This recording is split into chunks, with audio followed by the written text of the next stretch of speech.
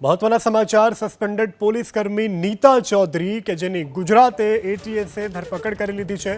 Suspended police કર્મી Nita ચૌધરીની ATS દ્વારા પકડી લેવામાં આવી છે। સુરેન્દ્રનગરના લીંબડી પાસેના ગામમાં આ નીતા ચૌધરી રોકાઈ હતી, જ્યાંથી તેની ધરપકડ કરી લેવામાં આવી છે।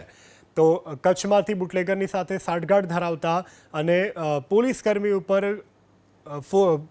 થાર ગાડી ચડાવવાના કેસમાં અને પ્રોહિબિશનના એક્ટ હેઠળ આ નીતા ચૌધરી કે જેને સસ્પેન્ડ કરવામાં આવ્યા હતા તે આટલા દિવસથી લાપતા હતા, આજે સુરેન્દ્રનગરના લીંબડીથી મળી આવ્યા છે। આરોપી બુટલેગરના સગાને ત્યાં નીતા ચૌધરી રોકાઈ હોવાનો ખુલાસો થયો છે।